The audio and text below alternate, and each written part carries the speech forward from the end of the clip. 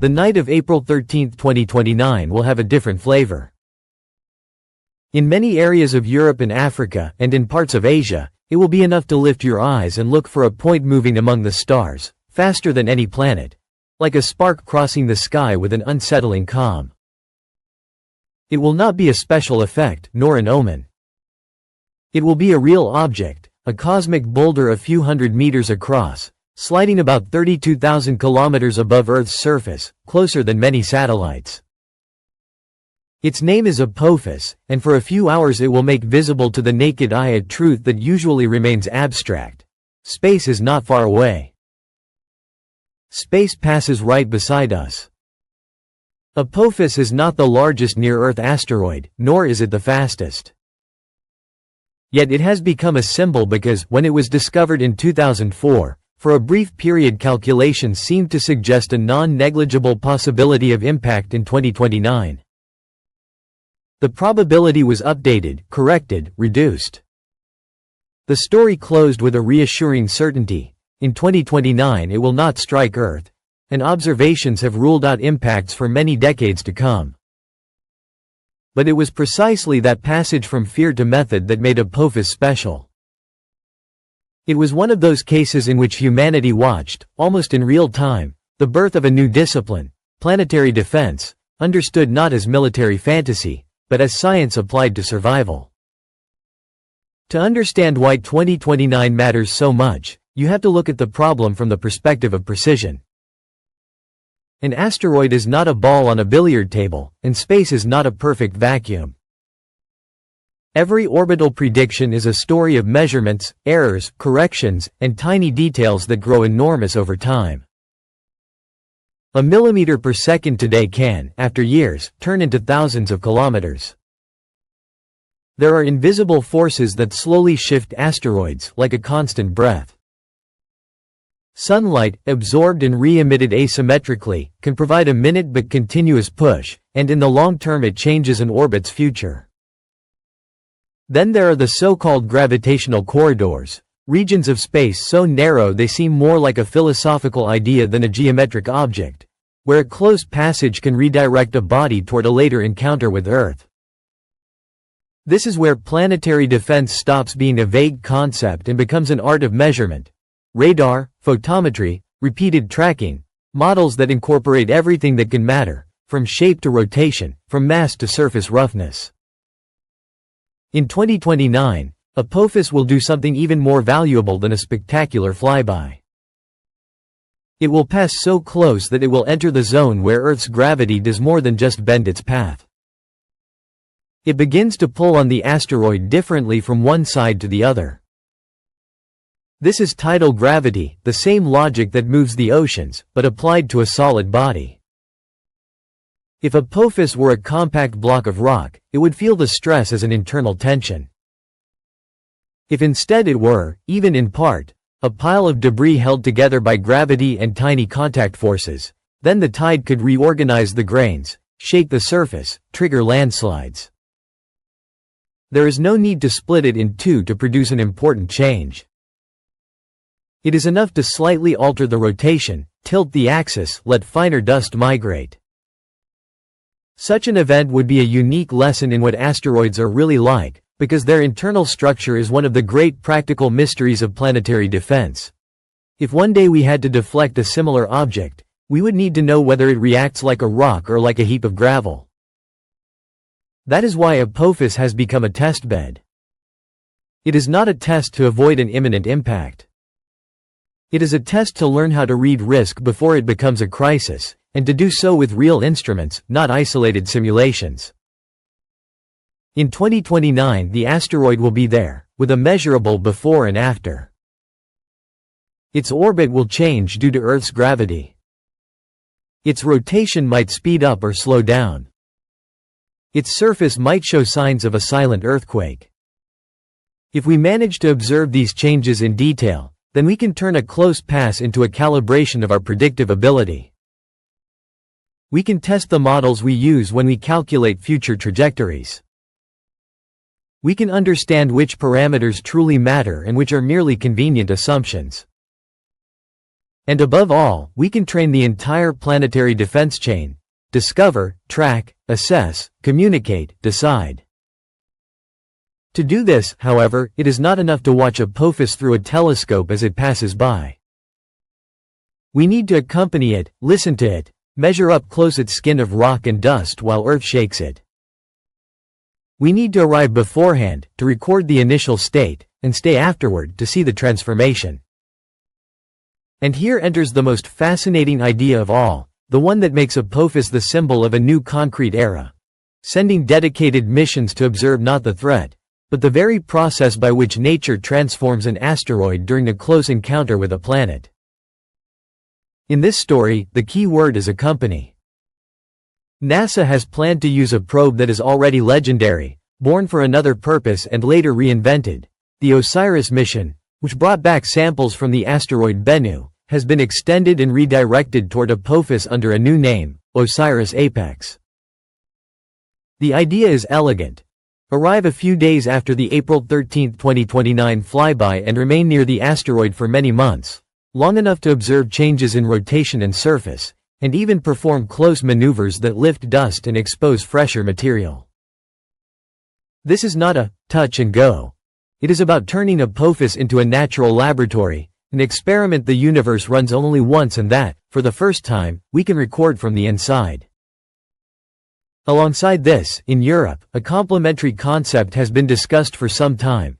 A mission dedicated to being present during the passage, to measure in real time what happens while Earth's tide acts. The European Space Agency has presented the Ramses concept as an escort, a probe capable of observing Apophis before and during the encounter, and of releasing small instruments or modules that can capture vibrations, dust properties, particle fields. Even without a true seismometer planted in the rock, there are ways to listen to an asteroid. One can measure variations in the local gravitational field while orbiting nearby. One can observe how dust lifts and settles, how shadows change, how spectral colors shift when material not exposed to the sun's particle wind emerges.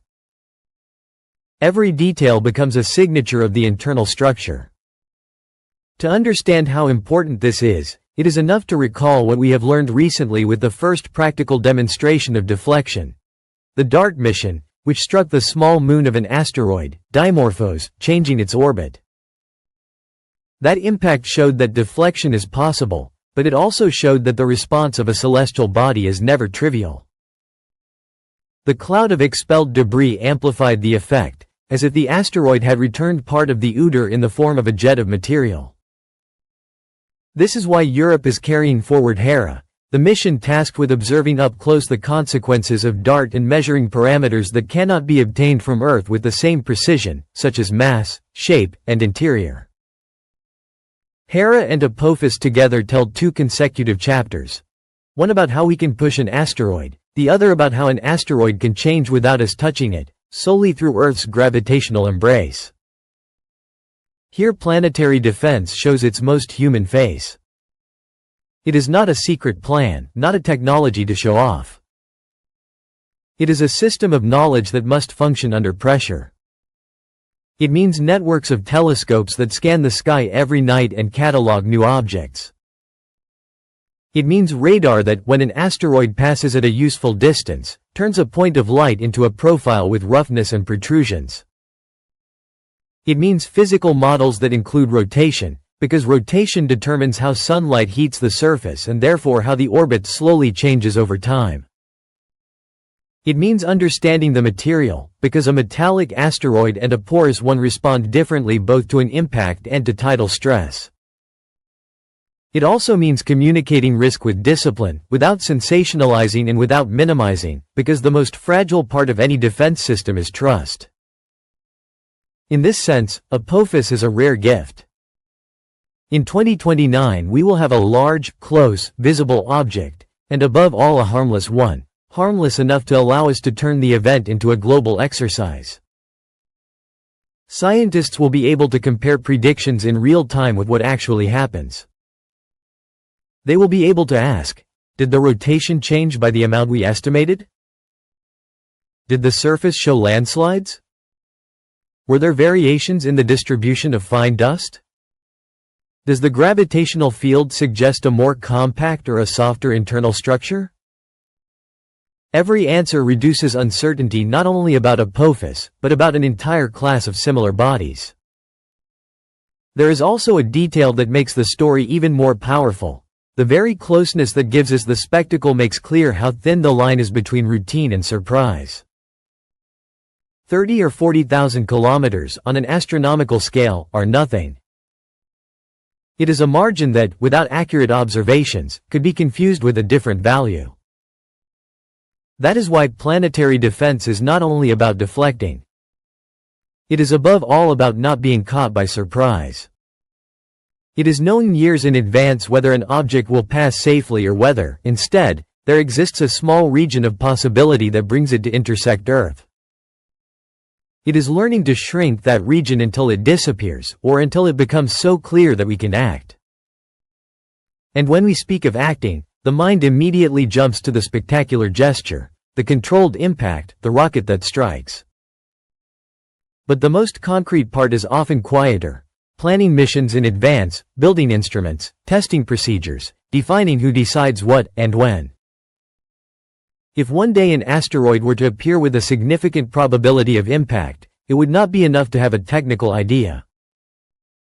We would need launch windows, years of warning, international agreements, a chain of responsibility.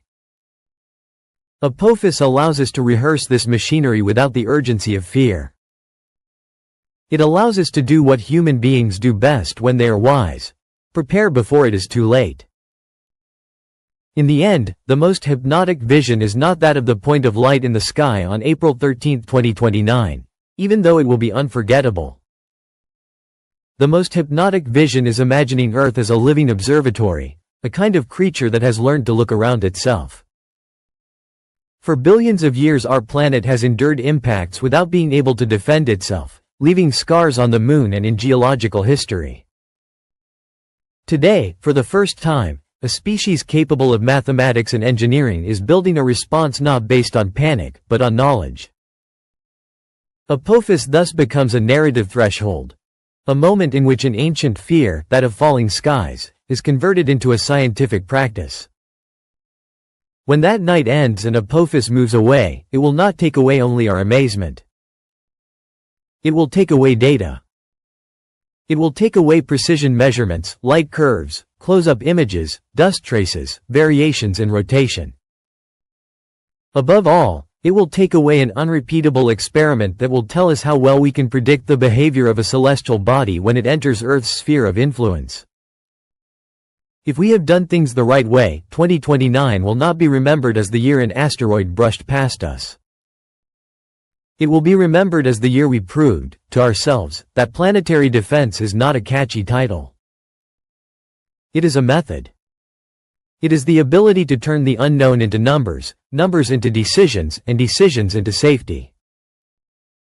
And in that quiet, concrete passage lies perhaps one of the deepest definitions of civilization. If you have made it this far, it means you love curiosity as much as we do. If you enjoyed this journey, leave a like, write a comment, and subscribe to the channel.